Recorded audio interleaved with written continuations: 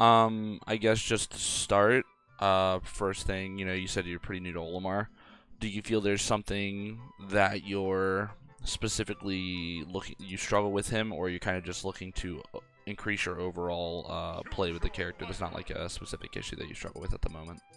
Well, I mean, I know that with time, like you start to just understand Pikmin management and all of that. Mm-hmm.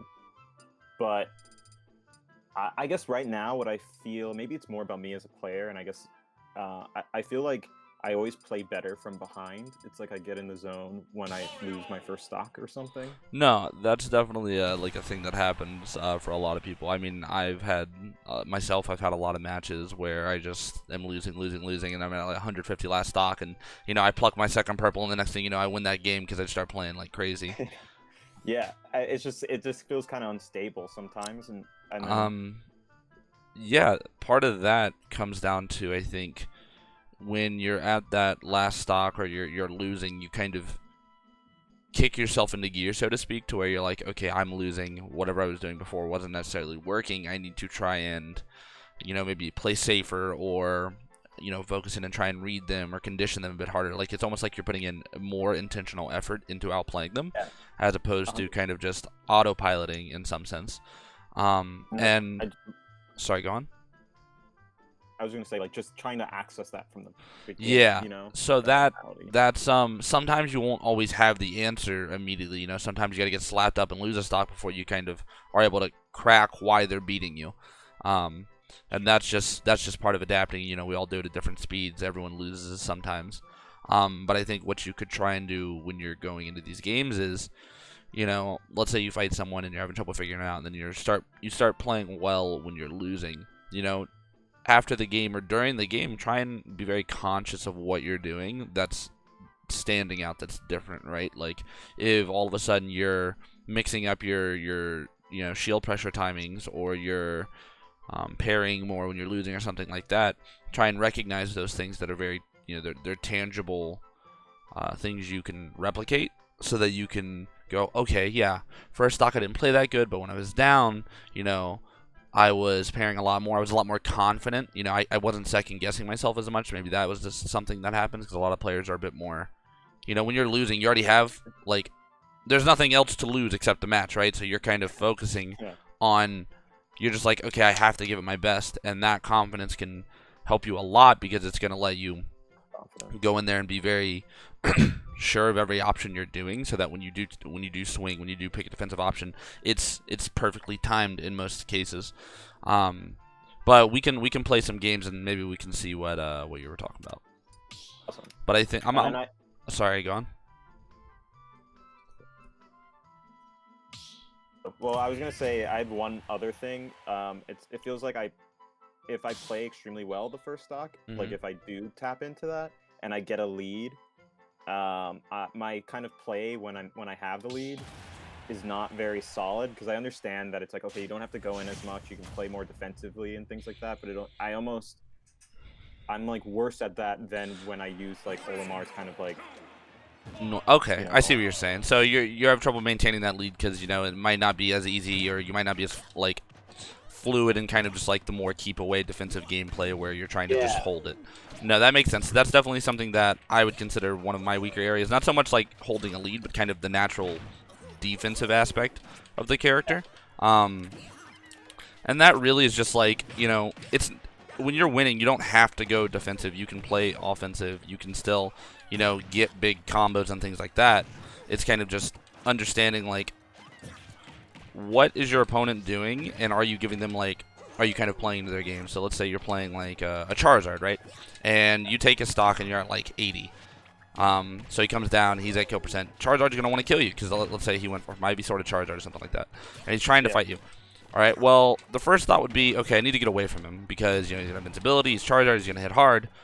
But also, you don't want to be at the edge of the stage. Charizard's going to hit a lot harder than you over there, and he doesn't kill nearly as vertically as he does horizontally. Like, yeah, he's got up smash, he's got up B and stuff like that. But if you sit center stage, you can avoid those. You have to be right on top of him.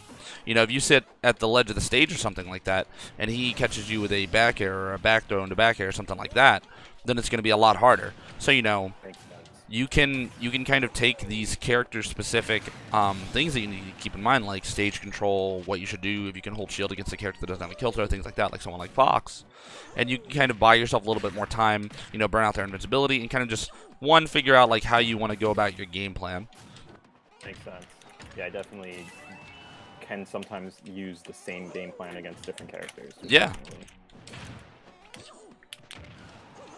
And then part of like holding that lead is just, for me, I find my best leads are when I take someone's stock and then, we have a little bit of an interaction and then I end up getting one of my hits and I get like some crazy 90% combo and I kill him again. It's like when I kind of take the lead and I just make it like a whole nother stock. Like they don't get a choice, I guess, because you're putting them in this really big combo, this really big tech chase, whatever it is.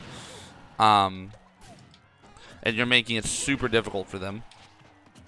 And I think that's another good way to look at it. But it really is just like finding your rhythm, which you're going to develop with your Olimar the longer you play him. Because every Olimar kind of has their own play style and way they like to go about doing things. Yeah, there's a lot of depth to him, so you can kind of mix things up all the time. But I'll see what I notice here and see if there's anything like super noticeable. I mean, you might also just not be mixing up your playstyle enough after you take their stock, and then they're kind of adapting.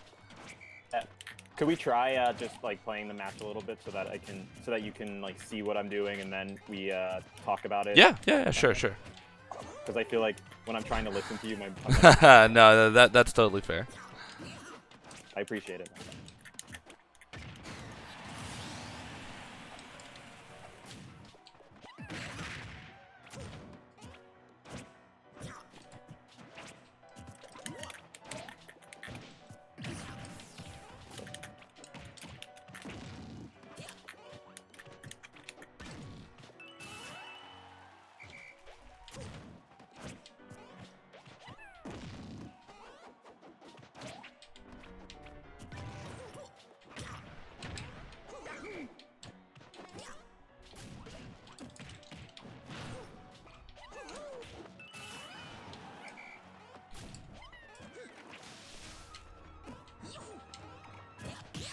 Oh, that was a good parry.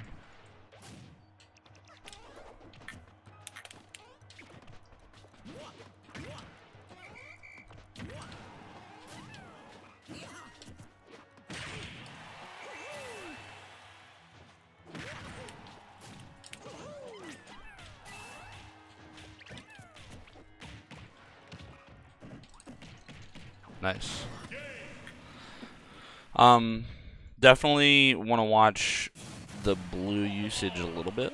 Like a lot of those grabs were a bit telegraphed with the blue, and I know it's hard because like you need to grab with the blue to get the kill throw, but at the same time it doesn't always, like, you can't be too obvious with it, so it's this weird like middle ground you have to reach.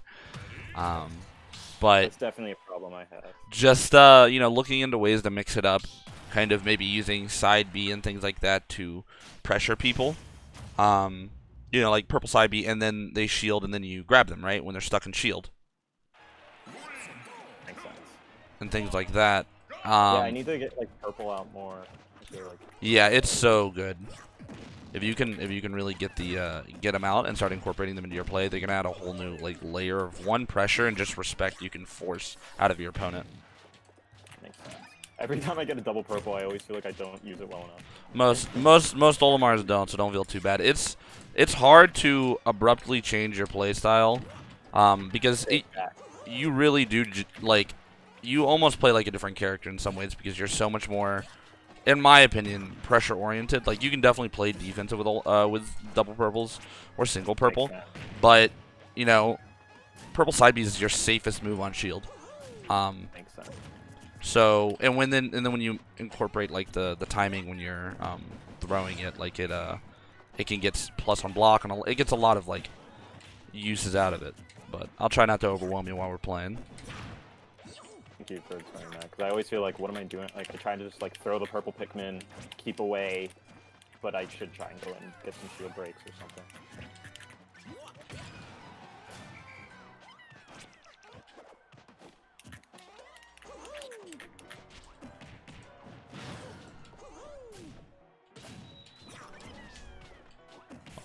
Behind you.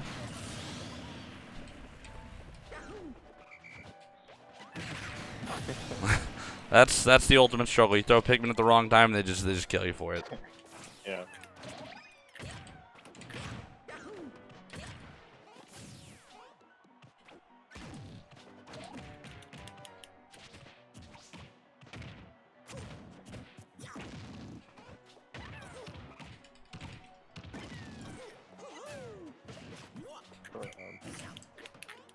That's always funny. Sometimes I get so in the zone that I'm not watching my Pikmin, and then they don't do the thing that I expect. Oh yeah. Far away.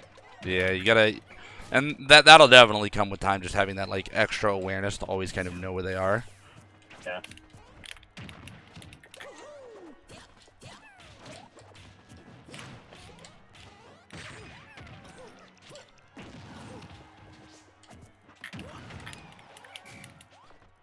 Oh.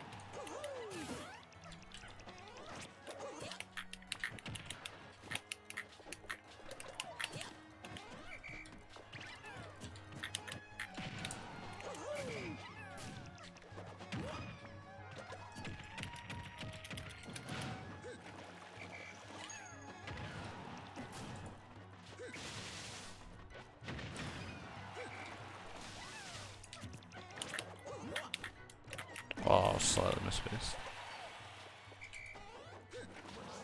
Yeah, that makes sense.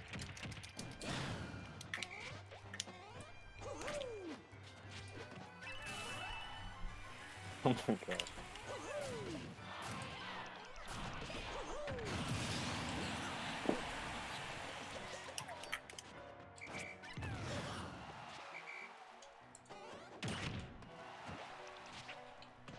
Oh, that was really good.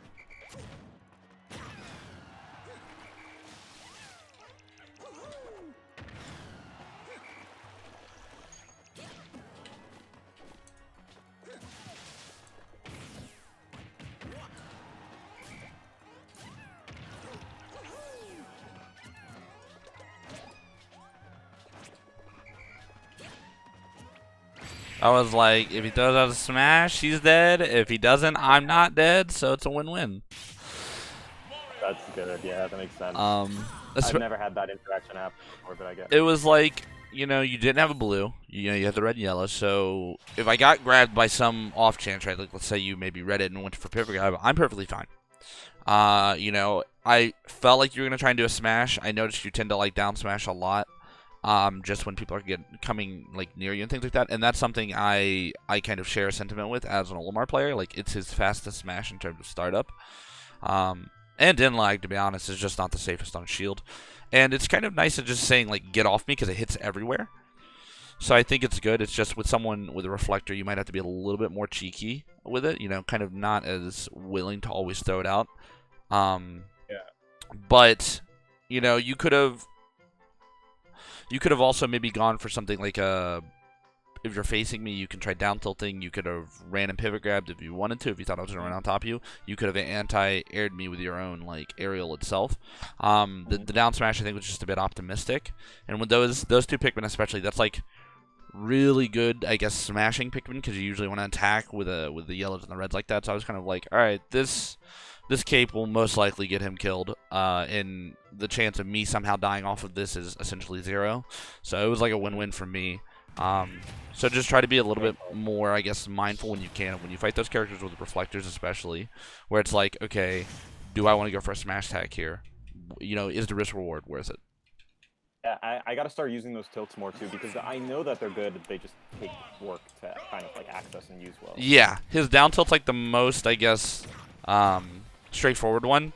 F tilt and up tilt Yeah. a little bit more niche. So you're not gonna use them all the time, but when you do use them, they definitely do their job. I mean, I don't know if you've seen it.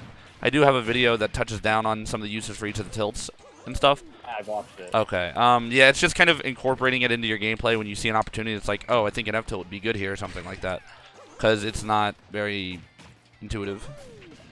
Makes sense. Yeah, I sometimes I realize that like mid game I'm like, oh, I have to use the tilts. So I'm not Yeah. using them. Same thing with his jab as well. They're both very strong options. They're also faster than any of his smash attacks. So, that's something you can keep in mind. That's why they're really good out of a parry, because they're, like, I believe in almost every case, if you parry a move and they're close enough to you, not counting projectiles, of course, you can parry jab them. So right there, when you did that like pivot grab or turnaround grab, it like extends your range. Or Yeah, you kind of slide back with it. Pivot grabs have different animations for most characters, so it kind of like slides back and lets me catch a little bit of extra distance. let's see, yeah, I'm still like getting used to those kind of things because I'm Yeah. not used to this kind of smash. No worries. And then, yeah, talking about those tilts and like learning how to incorporate them. One thing I realized is sometimes I zone in on like certain moves, and I really just forget other moves. And like each game, I'm like, okay, I need to start using this move more. And then when I start using that move more, I start forgetting to use the other move, or like Yeah. that just comes with time. It does, honestly. Like, there's going to be games where even myself, I'm like, okay, I really want to kill him with up smash here, and I'll focus a little bit too much on that, and that's one of the things where you're going to have to work on that self-awareness and go, okay, I'm kind of like fixating a bit too much on like up smash or down smash or something like that, right? So let me just kind of take a step back and use the rest of my tools. And the more, like we were saying, the more you play Olimar, the more you're going to kind of see those opportunities where you can land something like that, and it's going to help you out. But you don't want to like force yourself to use a move if you just don't know when to use it, right? Like that's just not going to help you, because then you're going to end up getting caught and punished for things because you don't know the best time to do it. Experimenting, sure, I always recommend experimenting with the character, especially Olimar. Like you're playing friendlies, especially in this time of like quarantine. So I'm not sure if you really do tournaments a lot, but if you do, like I want to, but I've only been to like 5 Ultimate tournaments. I usually just end up playing with my friend just because of the situation I'm in. It's kind of far away. I don't have a car. Understandable. But I want to in the future. Okay, well then you can use this time to really get yourself more in tune with the character and kind of go, all right, well let me experiment with the character. Let me try and incorporate things where you might not normally do them.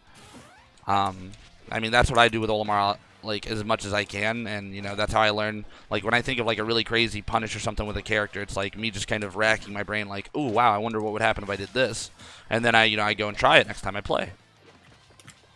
I want to lab more.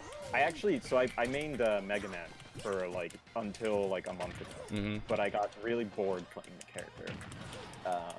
And very angry because I wasn't having fun because it was just kind of boring. Yeah. And, which is no shade to Mega Man players, but so yeah, I'm just like completely trans. And he also doesn't really teach the same kind of fundamentals that are found in other characters, I feel. No, he's even more different than Olimar just because he fundamentally lacks traditional boxing options. Yes.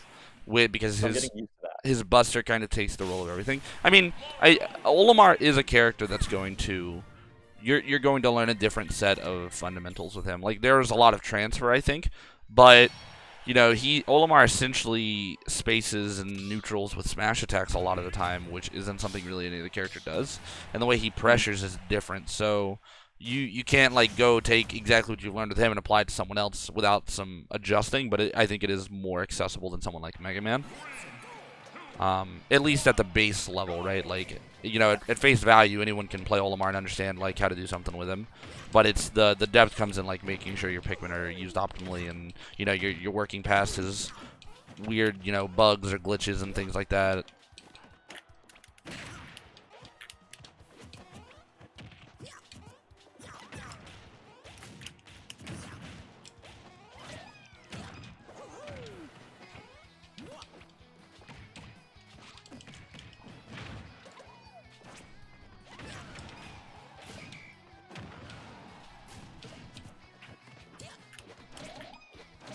Oh, that kills him. Yeah, what happens is, so when you do an aerial on the startup of the move, I don't know the exact frame off the top of my head, but like, let's say, you know, forward air comes out frame 7, and sometime before frame 7, the Pikmin will desync from your line because you're going to start using it for the animation. That activates its hurt box. It can be killed, and then during frame 7 through frame, I believe, 9 is when the forward air is active. The Pikmin loses its hurt box because it's transcendent. And then for the ending frames of the animation, as you're like putting the Pikmin away, kind of, it's also active. So you can kill Pikmin at the beginning and end of their aerials. It's really stupid. It's really stupid. But I get it. Thank you for explaining. Yeah, there's a lot of stupid things about Olimar like that you just kind of got to go, okay, well, I'll do better next time.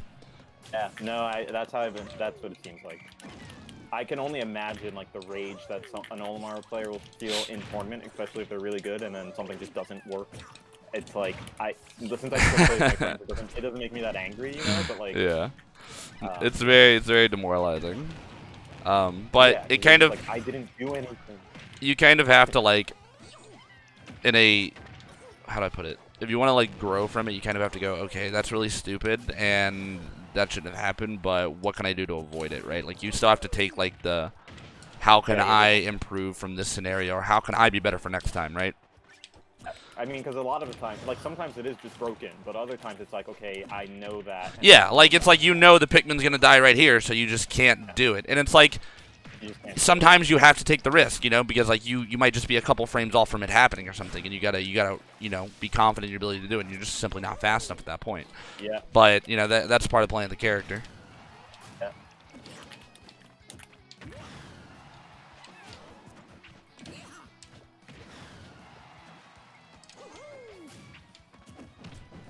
Also, a weird thing is that like the forward air will like miss like underneath it. It has a weird dead zone right in the front of it. Yeah. And I'm still like trying to adjust to that. I really just whiff it a lot.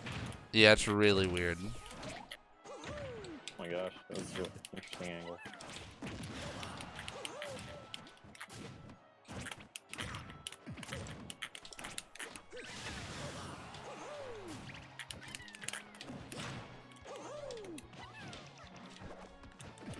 Oh my god. The pullback on the F smash catches me so much. Yeah. Oh, I turned back around. I risked it all. I was ready to end you. I would do the same thing. My children. Oh. Oh, I didn't turn around with it.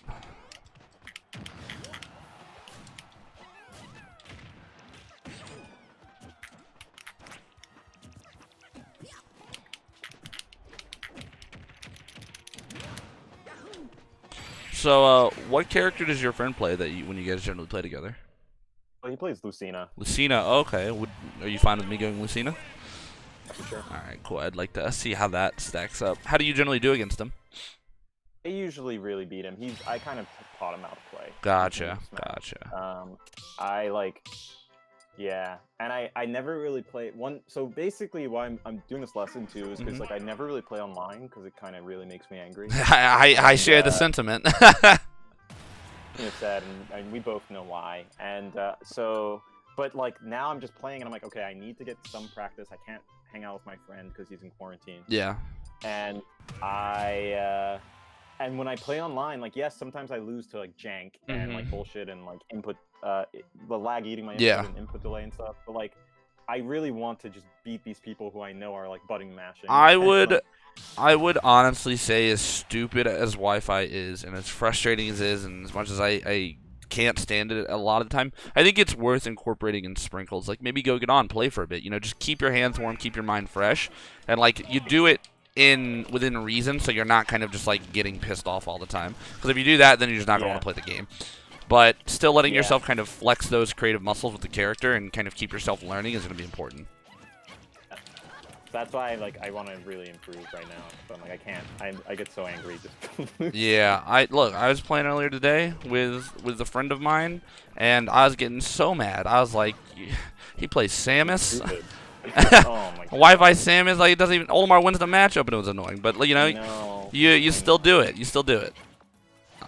And when you beat a Wi-Fi Samus, you feel so happy. Oh yeah, you're like, this shouldn't have been that hard, but it was.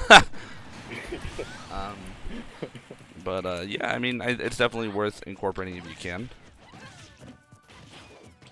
I'm trying to, because like I have to play Smash. I've been playing Animal Crossing for a week, and I'm like, Oh shoot. oh, Yeah, I need to play. I know the feeling there. I've been playing a lot of Animal Crossing myself.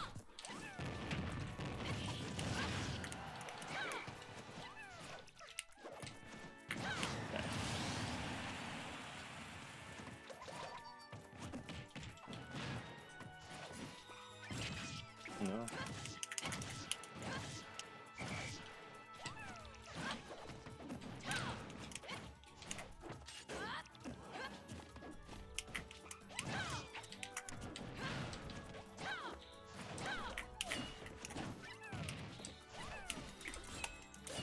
No, oh my gosh. You're trying to style. All right. Next game, no SDs. We'll be good to go. We can not talk, I guess. No, you're all right. That's fine. That's fine. Yeah, just from playing a couple of games, I feel like you have a decent-ish like foundation, but definitely the Pikmin management I can see is one of your weaker areas. It feels like you don't do it as much. It kind of almost seems like you're attacking with whatever Pikmin is there a lot of the time. Like there's a little bit of adjustment there, and you'll change up your gameplay, but it's either like you're having to really think about it, like with the blue grab, or you're kind of just going with whatever there, so you don't have that fluidity yet, and that is something that you can't force into somebody. But instead, it's like you have to teach them to, or at least help them get into a mindset where they're practicing that general awareness. I always recommend Olimar players kind of like look at the game screen. So have you ever drove before? No, actually. Okay. Well, do you know when like you're sitting in the front seat of the car or something like that, and you're just like looking out the driver's window, right? You're just kind of like taking it all in. You don't necessarily focus in on one thing, right? You kind of, or you don't necessarily like only focus on one thing. You kind of like look at it all, and you kind of just focus in where you need to. Yes. That is a similar way you can take looking at this game, right? So you take the entire game screen as like the windshield of a car when you're in the front, and you're looking out, and there's a bunch of different information going in, and you don't focus specifically on one thing, because if you do, you're gonna crash. Instead, you kind of like let yourself kind of not zone out and lose focus, but kind of just let yourself passively look at it, and then zone in when you need to like look at yourself, look at your opponent, look at the general stage position. But then on average, you'll be looking kind of at the center of the screen, or the center of in between you and your opponent, and that's going to let you like kind of just see where everything is, and you can look in when you need to. And to take that a step further with Olimar, you can do that where you'll like zone in, real quick and look at your Olimar. You'll take like a mental snapshot, so to speak, of your Pikmin. It'll be like, oh, white, yellow, blue. And then now you have a white, yellow, blue, so now you don't need to worry about looking at your lineup anymore. Because every attack you do, you're going to know which attack it is because you're doing it, and then you're going to know how that's shifting your lineup. Most attacks do one Pikmin, most, only one attack does two Pikmin. If you whistle, it shifts it, but when you do that, you can always go back and readjust it and relook at it if you need to. And then, since you're kind of taking that broader viewing of the game screen itself, and you're kind of looking at it and focusing in where you need to, you can see if maybe you go near a ledge or something like that. And you can focus in real quick and notice if your Pikmin have desynced because you went near a ledge. And that's going to help you kind of up your awareness as you go on and kind of keep track of your lineup better. And if you know your lineup, then you can go, okay, I have a yellow here. Maybe I should up smash. Oh, I have a blue here. All right, well, what do I want to do now? And things like that. Okay, but, awesome. But I'll try and... It definitely just, like, takes time. So don't expect to, like, immediately figure it out. It's a work in progress as you continually play the character. Thank you.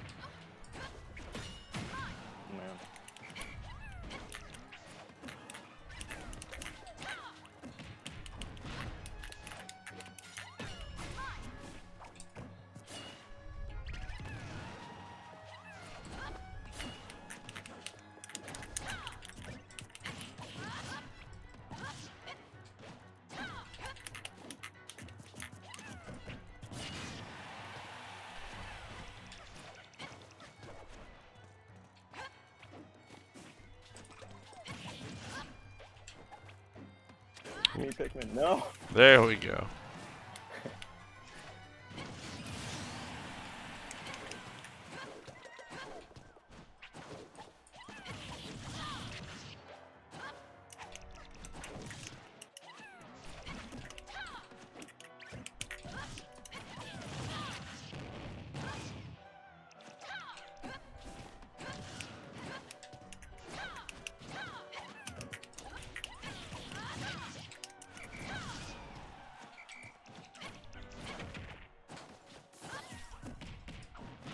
Like right there, did you know you had a red coming up? No. Okay. I didn't.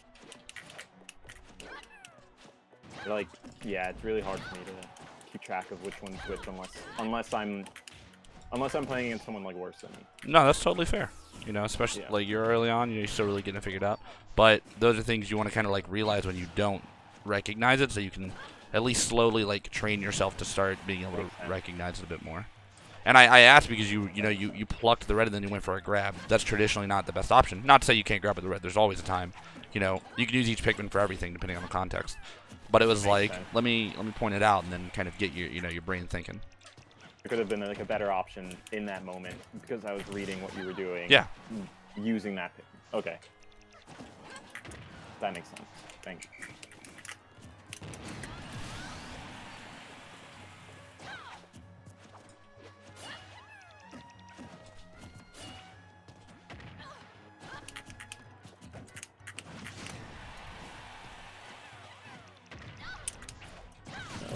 I thought you'd have a little more hit stun. Yeah, that's super low percent. It's not a lot.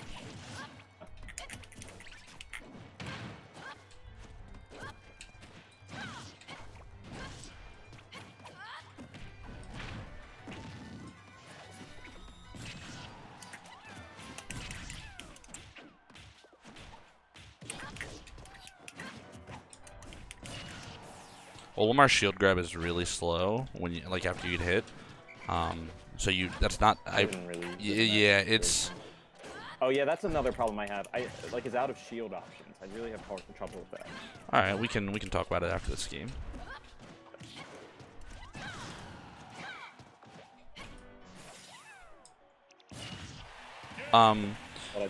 So are you familiar with the general way frame data works and how to understand it? Yes. Okay. So his grab frame 12. When you grab out of shield stun, it adds an additional 4 frames. So his shield grab now becomes frame 16, which is extremely unsafe, or extremely slow. Now, there's plenty of moves you can shield grab, smash attacks, laggy moves, but a lot of the more standard neutral zoning tools or pressure tools are going to be far too fast, right? So, what are Olimar's out of shield options? I think his out of shield game is kind of like medium speed. It's not fast. It's not slow, don't get me wrong. But it's nothing crazy. His fastest options are forward air and neutral air because they're both frame 7 plus the 3 frames of jump squat. That's frame 10. With your second fastest being up smash out of shield, which is frame 12. Now, that means you cannot punish a lot of things. You know, let me pull up Lucina's frame data real quick to give you a really good example of it because I think her down tilt is -5 or 6, but I can't be sure. So let's take Lucina, for instance. Her down tilt is -8, even better. This is a really good example. It's -8. So that means you could act 8 frames before her, right? Well, that means there's no option fast enough if she was to shield. Like, let's say she down tilts you, then shields. You couldn't fair her. You couldn't nair her, right? Because her shield takes 1 frame to come out. Now, you could fair her if she went for another down tilt. Because it's -8, so you're already acting 8 frames before her, so you're just a frame or 2 off from being able to punish, right? But if she goes for another down tilt, that is a 7-frame startup. That is ample time. You know? And the way I approach... Yeah. The way I approach... One second, I'm taking a drink of water. The way I approach out of shield options is, yes, this thing is safe in a vacuum, right? Like, if you down tilt me, I have nothing to punish it. But what are you doing after?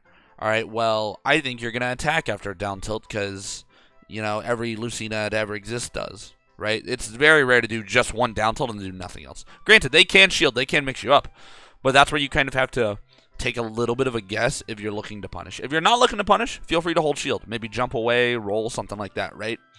But if you want to kind of try and reverse their pressure, you can start educating yourself and adjusting your options based on what they're doing, you know, as the set goes on, as the games go on. Even just in a singular stock, you can kind of get a feel for how they like to pressure, you know. Are they down tilting multiple times? Let's say, you know, you guys are just now fighting, and they run up and they down tilt you once, and you hold shield because you're not sure, and they down tilt you again, and they down tilt you again, 2 times at most, or they down tilt you once and then run away, right? Right there was already an indicator that they're ready to down tilt you twice, right? So next time you get in the scenario, they down tilt you, you immediately rising fair them. Because you are assuming, because like I said, it is a read in some way, you are assuming that they will down tilt again, but you're kind of backing that claim up with the previous experience. So you're able to take things that are typically not punishable and punish them. It's how I approach the Roy matchup, right? His jab and his down tilt are crazy safe and they're really hard to deal with. But if he jabs into jab, I punish it every time. Makes sense. You know, it's like, okay, you can educate yourself on that, and that's why I always recommend kind of like, if you're unsure, always like look up someone's frame data when you're fighting them if you're not sure about something, and you can help do it. Now, there's going to be moves out there that are like Mario neutral air where it's you just don't punish. It's -3. You got a frame 2 jab. That's when you start incorporating things like a parry, right? Because if I parry his neutral air, it's -3 normally. All right, well, parry adds 3 additional frames of stun, so it'd be -6, and you get the skip shield drop. So what that means is I have 6 frames to act, and I don't have to drop shield, so I could just jab. I could down tilt. I could up tilt. Right? And you, for parrying, do you practice parrying? Like, do you have like a way you? I don't have a no. I was never big on doing that. I kind of just like to get into it and try it in the game, and it's kind of a pain in the ass on Wi-Fi. But maybe if you get a chance to play your friend sometime coming up, like just recognize parrying is essentially a read. Or a really like wild guess because you have to you take a risk when you do it because you're dropping shield, but you can kind of help, similar to what I was saying about the outer shield options. You can kind of use the information at hand to help educate yourself on the matter. It's like if they're you know, a certain spacing in front of you, it's likely they might down tilt. Bam, you parry it. Or if Mario's landing on you at like 45-degree angle where he's coming downwards, you bet he's probably gonna nair. You know. And then you like release. Like something I like to do a lot with Olimars, I'll fight Mario's. I'll down tilt them, and then I'll parry because they nair, because they try and combo break. Because I've already, you know, you saw ahead. You go, okay, my down tilt's not the safest move. It doesn't combo. Parry their down tilt, do another one, and hit them with something, or do something else to hit them. Right? It's having that foresight and recognizing how they're going to interact with you and what the current game state is looking like. And that's like really far off. That's like you got to learn Pikmin management first, but that's the general concept that I want to bring to you about how you can take your out of shield game to the next level. Because at standard shield value, you can't punish a lot of things. With parries incorporated, you have some additional options. And I know a lot of people don't like parry because it's risky, it's not worth it all the time. But as an Olimar player where you just simply don't have an answer most of the times, I think it's very important. That makes sense. Cool. Thanks for that. No problem. It's funny because it's like I listen to a lot of like people talk about the game and theory and things like that, and I've heard those kind of things, but they really don't click most of the time unless I'm playing like right now. Yeah, it's hard to retain that information and have it not just kind of fall into the back of your mind. Yeah.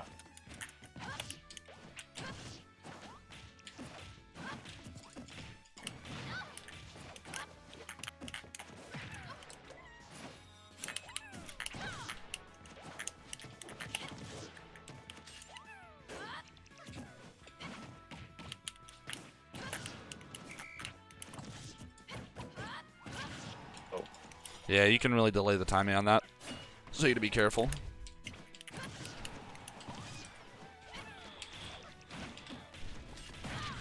Oh, okay.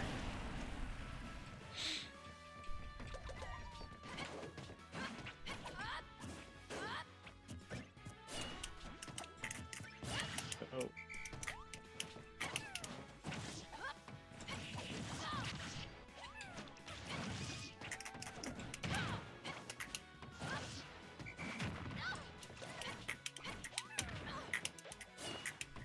Oh, I didn't hit the ledge.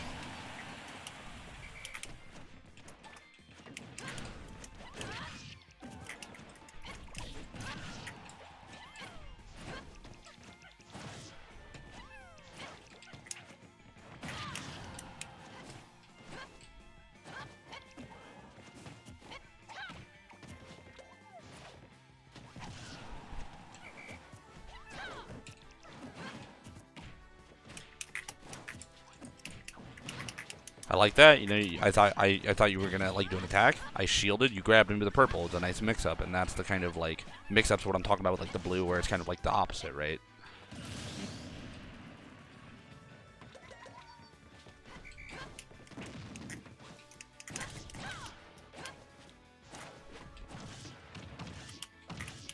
No. Ugh. Don't have a super good Lucina jab lock punish ready. Guess I could just go for something like a down smash. Yeah.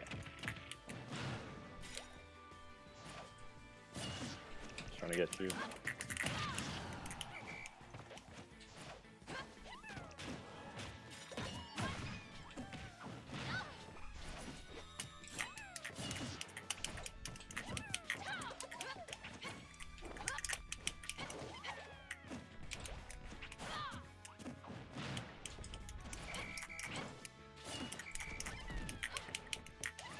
Nice. Should be my stock. Oh, oh. Oh, Lucina's a good character. Yeah. Yeah.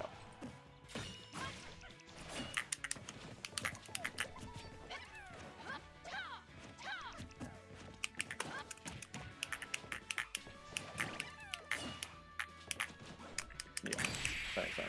Okay, I see. Yeah, you see what I'm talking about with the Yeah, I see what you're talking about. and that's what I want. I want you just to be able to call yourself out on it as like a start, and it's gonna help you kind of just get into a better mindset and a better analytical like I guess gameplay, like especially like in tournaments when you start entering those more, you're gonna obviously need to adapt and kind of analyze yourself on the fly. But starting with it in friendlies where it's a bit more stress-free, that's a big thing.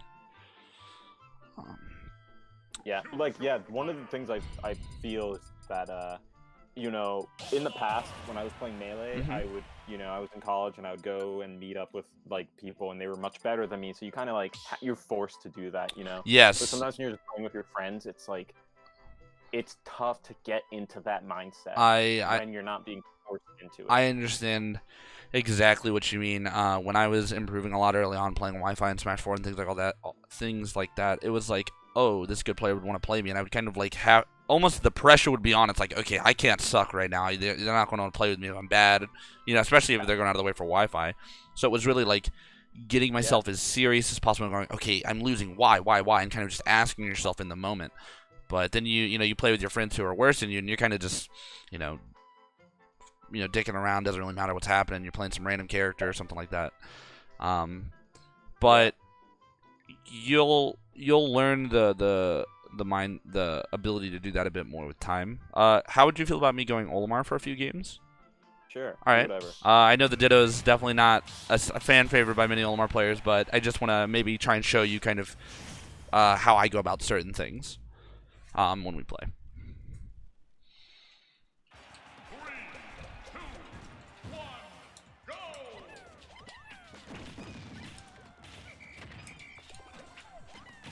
Tried to Pikmin whistle your Pikmin. Oh yeah. It's so funny. This is the first time I've ever played the matchup. It can get a little disorienting if you're not super prepared. No, I'm totally not. Oh. Yeah. Okay. Like there. I'm so used to like when someone reflects your Pikmin. Oh like, yeah. Pikmin whistle, so my brain was like, oh, your Pikmin's on you.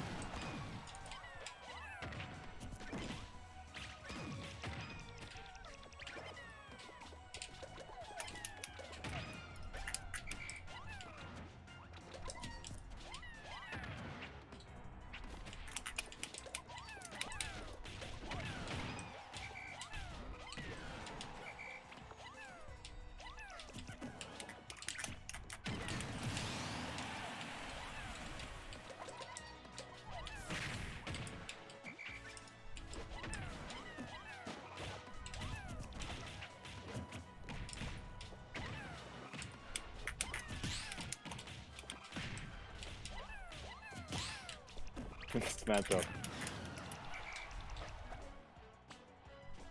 absurd.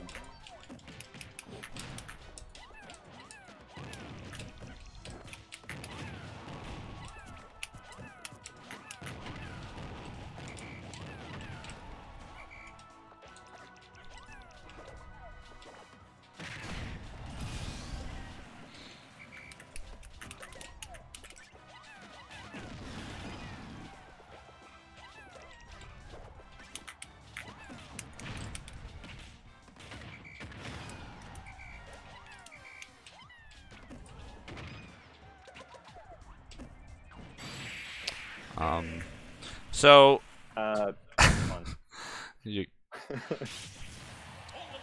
there's Okay. there's definitely a difference when we play there, obviously. But there was a couple things where it's like I was trying to maximize the use of my Pikmin, like when I knocked you off stage of that first stock, right, and you were kind of up being slowly back and you barely made it. I specifically made sure that because I had a yellow in my line, I was like, yellow is best because it has the largest hitbox for those 2-frame down smashes. Switch to the yellow, hit that there, right? That was an instance where you could have done something similar because you had a lot of time. You could have gone, okay, he's recovering. What's my best way? I could down air him, but for me, I took the route. I really like down smash at the ledge. I think Smash Force kind of got me just over the years. It got me really into the option, and I think it's really good if you do it right on a lot of characters. But it's like I've got time. Let me adjust for it. Right? I'm just sitting there charging, and I'm kind of just ready. And as someone who plays Olimar, I was very adjusted to your timings, like when you would recover, how fast you would go, things like that. So it made it easy. But that same like thought process can be applied to everything. It's like you have a white in your line, and let's say you're fighting someone and you're having trouble catching their approaches. That white pivot grab is going to catch almost everybody. Like a triple Pikmin white pivot grab, bet it's gonna snatch somebody up because the range on it's insane. Does white have the longest range? Yes, whites have the longest grab range and slightly larger grab boxes. Okay. So while they have default knockback and damage, so they're not necessarily for killing, they're great for catching people, starting combos, with down throw, or even just grabbing someone, throwing them off stage with a back throw. Now you have stage control. So there is a use of that. Have you seen my? I made another video talking about the Pikmin attributes. You know all the finer details of them? I know some of them, but they don't, like, when I hear them, I'm like, oh, okay, but I don't fully know all. Okay. I've watched that video. Okay. That was when I first started using. I'll give you the rundown real quick. Reds have 20% less knockback on grabs and damage. And then they have 40% more on smashes and aerials. So they're like the step below purples. Yellows have increased hit lag, which is why you'll find comboing is easier with them off of your smash attacks, because hit lag, that's the thing where you both freeze when you get hit. So if you do a yellow smash attack, there's more hit lag on them, but Olimar suffers no hit lag from his smash attacks because he's not attacking, so you can combo easier. In addition to having 50% larger hitboxes, which is why I used it for that down smash there, because it's actually going to hit a lot easier under the stage, right? It's going to make it possible. Have more hit lag on shield too, or they are, so their smash attacks are safer on shield than reds, I believe. Like a yellow up smash is as safe as a purple up smash when it's fresh. Okay. Their aerials are weaker than reds though, and that's because with the smash attacks, that extra hit lag is coming into play there, whereas when you do them on shield, you're still suffering the hit lag, so you don't get that advantage. I see. And then blues have the 70% stronger throws. Whites have 20% weaker smashes and aerials, but they have longer grab range and larger grab hitbox, like larger grab boxes on them. If you go on ultimateframedata.com and you look at the hitboxes on there, you can actually see the difference of them. And then purples, 60% harder smashes and aerials. Half the range on grab, and it's like half or something. Less range on grab, less range on forward smash, and the smash attacks like forward smash for the purple and down smash, I believe, is all actually are slightly less active overall compared to the other colors. Because they just go less distance. But that's the gist of it. Awesome. That matchup, while very disorienting, is also really fun because it was cool to see how you used your. It's very engaging. I love it. That is interesting.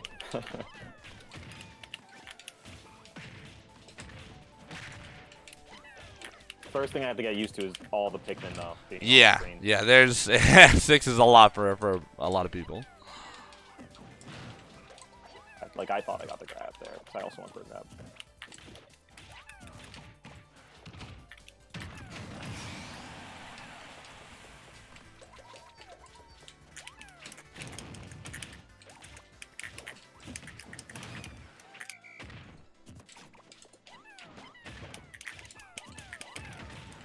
Do the Pikmin clank at all? When I do when you do an F smash, if we both F smash each other, they'll go through each other. Not when we throw them. No, they will not interact if they're like non-purples. Okay.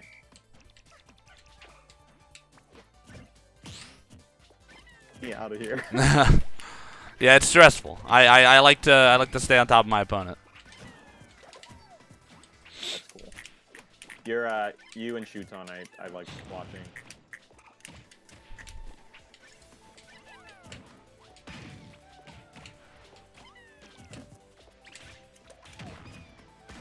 Yeah.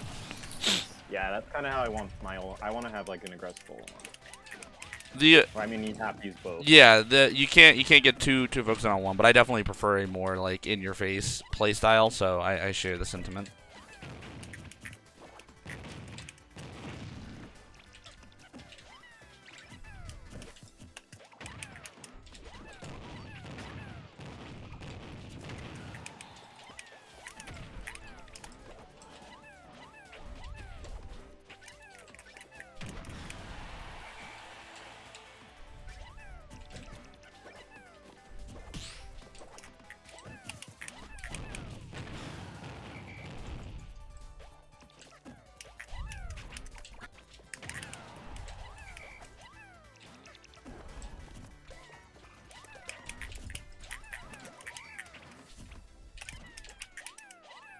No.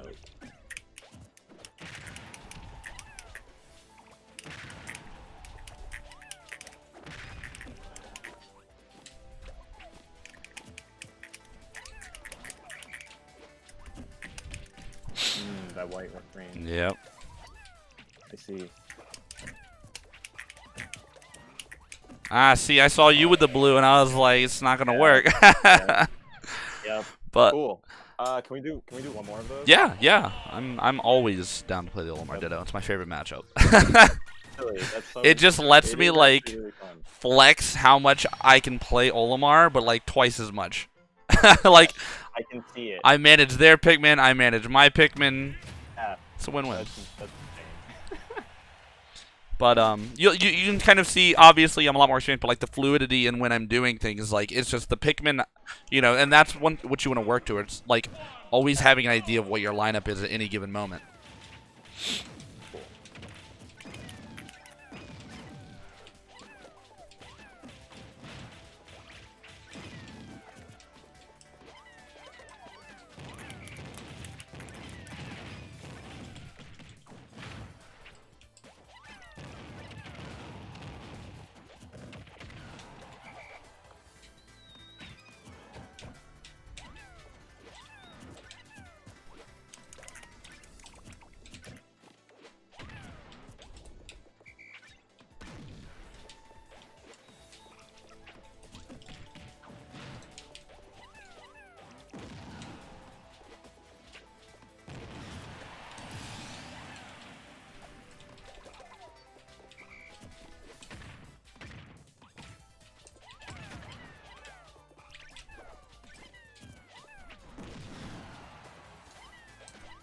Nice.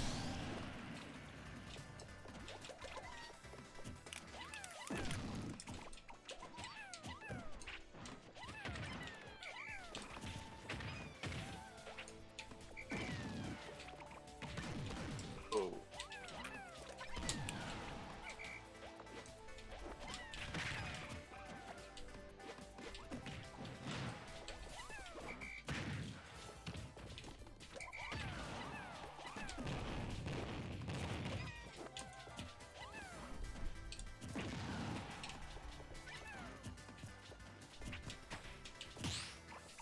Oh my god.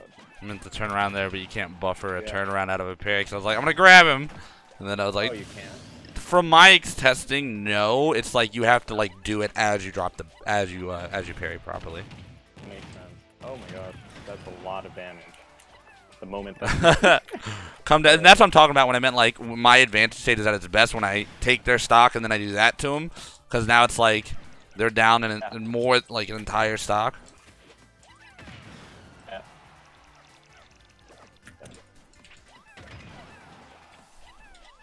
No. Oh. Wow. Nice. I was like, I can mix them up, but I can't. Yeah, and then that's something that I try to adopt. And I know you said you wanted to play like a more aggressive or someone who's like very powerful with their Olimar, where it's not kind of like reactionary, but it's proactive, right? And that was exactly what that gameplay is right there. It's fluid. It goes constantly. Like you make adjustments on the fly. It's almost like a fish in a stream. They always go and they just adjust when something gets in their way. And you will have to pull back. You will have to play defensive at some points. You can't swing all the time, especially against characters that aren't or that have really good out of shield options. But Olimar's advantage state is so unique in that you're able to just do insane amounts of damage from far away as you close the distance. Like there was like hit, all right, hit you, throw a purple, all right, throw another purple. It's like unless you're ready, you're dead. Because I threw it where you were gonna be. I knew that if you know, and it's even more crazy because you were off camera. You can't see it to line it up perfectly.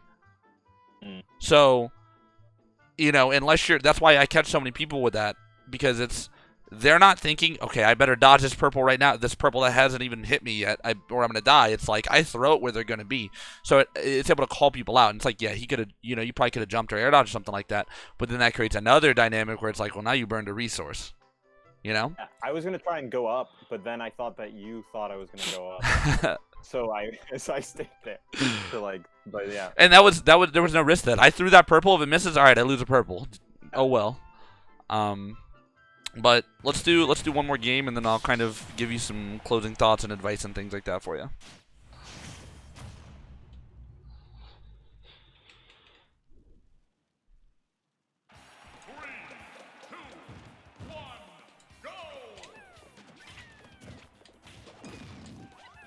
Oops.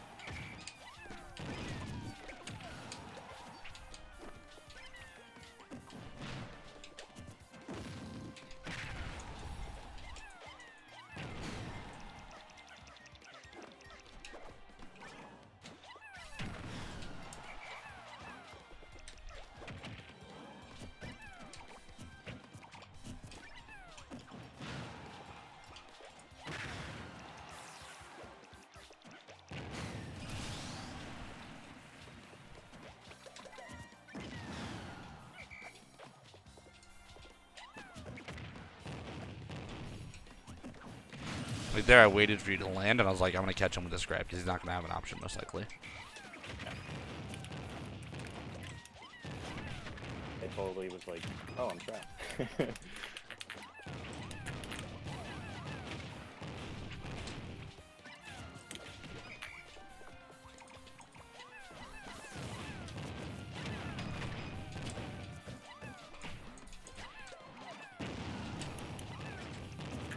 Yeah, with that white, my brain turned off. It's like, what do I do to make this stop?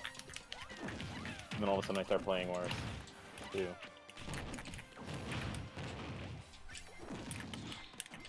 When you're getting hit like that, hit lag exists for multiple reasons, things like that, when you get hit or when you're flying, but that's like ample time, to me at least, to kind of evaluate what's happening and figure it out for yourself. So you kind of just gotta help keep yourself grounded and not get overwhelmed, as I guess obvious as that sounds. Yes. But it's like that's just how it is. You have to work on reeling yourself back into it and going, okay, yeah, I got the white on me. Oh, what can I do to get it off? Okay. Well, maybe What's the best option to get white off? Like up tilt? Down tilt, honestly. Oh, Down down tilt tilt. is Okay. super good for getting Pikmin off you. Up smash can also do it. It just runs into the issue of sometimes it'll be latched onto a part where I might not hit it, like the back of you or something, at the bottom sometimes. And also, if the Pikmin ticks as you start an up smash, it can actually kill your Pikmin on the up smash, and sometimes you'll whiff. Down tilt's very consistent, very easy to kill Pikmin with. It's also very nice for trapping like purples when you want to kill them, because you want to kill your opponent's purples. So they're both very good for that. But yeah, your biggest thing right now from playing is like you have an alright, I think, foundation. Like you like to swing some, when you kind of need to fight back. It's just putting yourself in control as much as possible by thinking more about what's happening, like kind of getting yourself in control, having that cognitive ability to go, okay, what is my next Pikmin in the line? What am I plucking next? Every time you do something with a Pikmin, you ideally want to know what the next Pikmin is, And so the more you play him, you need to kind of hold yourself accountable to some extent, where like, like occasionally ask yourself, like, what Pikmin am I plucking next? And if you don't know, well, you need to find out. Either by plucking, and then when you pluck that time, then you know the next one. And then you're gonna get better and better about it. And the better you get about your Pikmin management, the more you're going to be able to play fluidly. Like you'll be able to do that now. Like you can chain your stuff together no problem now, but it's gonna be way more effective in the future when you're like hitting these larger combos or the most optimal combos by using each Pikmin to its strength. But overall, yeah, your gameplay was alright. I'd say other stuff you want to watch out is maybe at the ledge. I know it's hard with Olimar. I feel like you could just regular get up and roll a bit more. Like, just don't always get up attack. Don't always feel like you need to swing. As much as I like to swing, you can get punished a lot if they're ready. Olimar doesn't have the best shield pressure, especially since they nerfed him. So you have to be creative with how you do it, right? I usually roll too much, and so I've like told myself stop rolling, and then it becomes a thing where I don't. Something you can do is like pay attention to the spacing of your opponent relative to the ledge and who you're fighting. Like if they're right up close to the ledge, then they're probably not going to punish your roll. If they're farther away, then a regular get up might be better. Or if they're slightly off spacing, like you need to pay attention to your roll spacing so you kind of have an idea of where you'll go, and you can adjust according to what they do. Or you can like grab the ledge, you have invincibility, let them maybe commit first, and then let's say they try and do an aerial or a tilt or something. Maybe you can do a get up option, whether it's a roll or regular get up or get up attack, in the downtime between their options. Yeah, Olimar has some exploitable recovery and disadvantage and things like that, and it can be hard to do if they punish it. But you can still mix it up, and the biggest strength you have on the ledge and in disadvantage is mixing up your timings, because you have a set amount of options, but by mixing them up, the timing, it throws their groove off, because then they have to react harder, and they can't swing too early, or it punishes them. So I think the ledge option would be mixing up a little bit better. And honestly, yeah, like it's just you just need to play Olimar a lot more. as simple as that is, he is someone that you will get better with him the more time you put into him, the more you learn passively and things like that. But now that we've been talking some about it, you really need to take control of that learning and that thought process for yourself, so you can recognize these things faster. That's going to help accelerate your growth. And play Wi-Fi some. I know you don't like it, it's dumb. Play it some. It's going to help you stay sharp. It's going to help you get a little bit better. And it's going to keep you from kind of stagnating as much, because you're going to fight people who, even on Wi-Fi, are going to beat you. And it's going to be dumb. And then you're going to go, okay, well, I can't punish this on Wi-Fi. Okay, well, what do I do to avoid it then? Maybe I won't get in a scenario like that again. And you're still going to keep getting that mind going and kind of finding out solutions. Makes sense. That keep you sharp for when you're playing offline. Yes, yes. And as someone who... Do you play... like a lot of arena, or do you just go into like Elite Smash? I really only do Elite Smash when I'm playing on my stream. I've found good people on Elite Smash. I ran into this DK a while back, and I had a great session with him with my Olimar. It was super fun. He was going back and forth, but generally I try to find people in like high-level Discord servers I'm in, or my own friends who I know I can play with. You could always check certain character Discords, like the Olimar Discord or other Discords, if you're looking for people to play and don't exactly know where to look. But if you have no one else, you could just hop on Elite Smash and maybe get some games going, and that'll just at least keep your hands warm, You might have to sift through some more, shit, so to speak, but you could probably find someone on there that'll give you a run for your money. First thing though is when they instantly leave when you win. Or Yes, lose. that it's a lot of bullshit on that mode, but you will find people every now and then who you can get a good long session with if the game's good. True. That's true. Um, Okay, I'll definitely look into like Discord and getting some Yeah. arenas going because I've never done that before. I definitely recommend it. And the arenas are a bit more forgiving because it's usually just you and one or two other people at most, and it's consistent games. Like you're ready there to practice, and it's still Wi-Fi, so it's annoying, but it's better than Elite. Yeah, it's better than person just leaving. Yeah. Instantly. Yeah. But yeah, I'll get you this stuff, within a day or two. If you ever have any like questions about something with Olimar or something like that you want to ask me, feel free to shoot me a DM. I'm more than happy to answer. All right. Awesome. I appreciate it. It's been a great session. Yeah. All right. Have a good day, man. You too.